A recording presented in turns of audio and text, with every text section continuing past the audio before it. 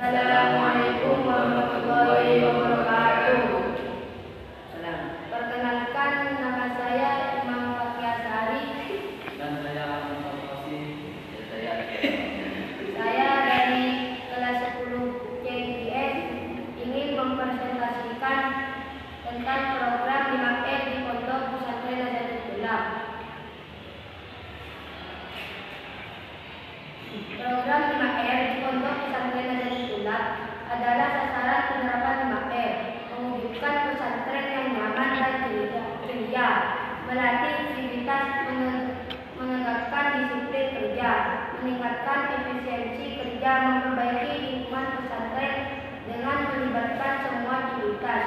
Pondok Pesantren Nazatul Tulab, ringkasan 5R, Pondok Pesantren Nazatul Tulab, sasaran target penerapan 5R, rajin misi penerapan 5R, rajin perubahan perilaku melalui perubahan lingkungan pesantren, penataran sikap perilaku lingkungan, ponpes penerapan 5R, sikap budaya kebiasaan perilaku lingkungan ponpes.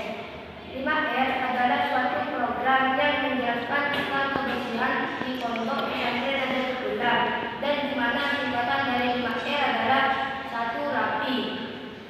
Rapi adalah menciptakan sistem penyimpanan dan letak sarana belajar untuk menjamin bahwa barang-barang yang diperlukan menjadi mudah dikenali dan ditemukan serta mudah dikembalikan.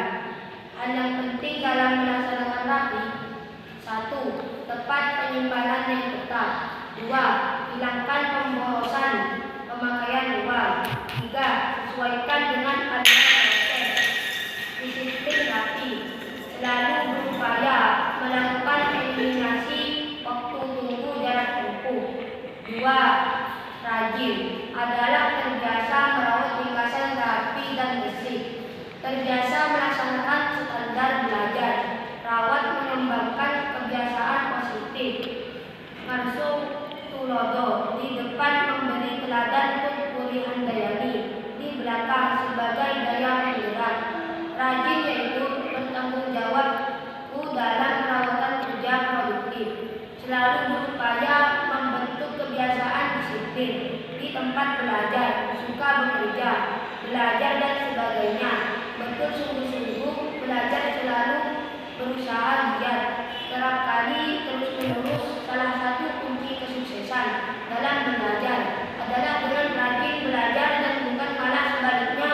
Rajin belajar adalah rangkaian kegiatan yang didukung oleh aktivitas, kreativitas, dan produktivitas yang tinggi sehingga menghasilkan suatu tujuan secara optimal, seperti rajin membaca buku, menghafalkan buku, menulis buku, berdiskusi, bekerja kelompok, dan mengerjakan tugas dan lain-lainnya.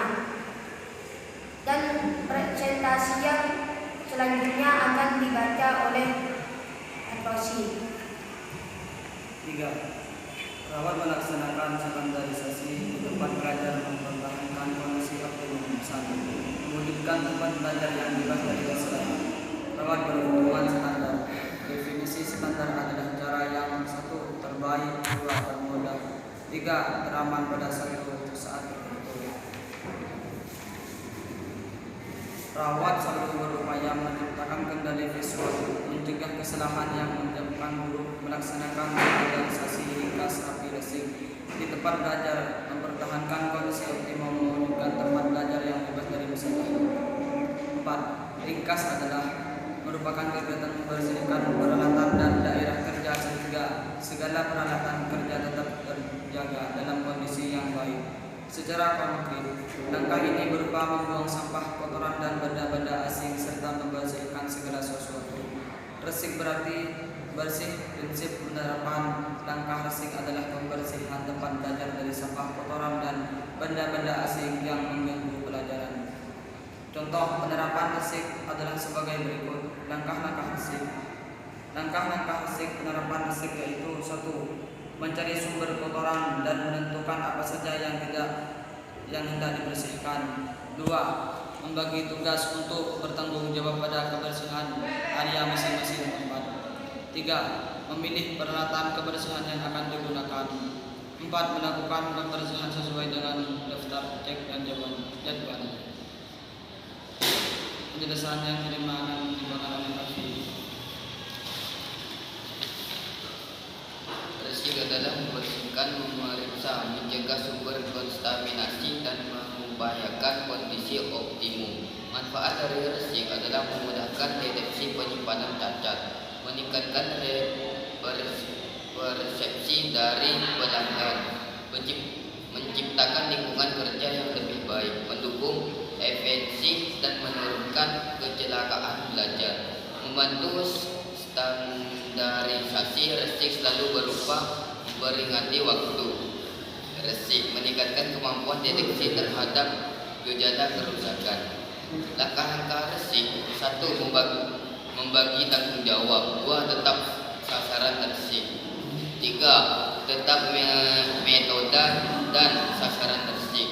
4. Menyiapkan sarana resik. 5. Program resik, menentukan jadwal. Jadi kesimpulannya, 1. 5R penting diimplementasikan karena akan menciptakan lingkungan kerja yang bersih, rapi, sehat, aman, dan nyaman, yang pada akhirnya menciptakan kedisiplinan, kepuasan belajar, dan membentuk citra positif. 5R, 5S mudah diimplementasikan, akan tetapi dibutuhkan komitmen untuk implementasinya. 5R dapat meningkatkan efisiensi dan produktivitas belajar. Cukup sekian presentasi dari kelompok 3. Wassalamualaikum warahmatullahi wabarakatuh.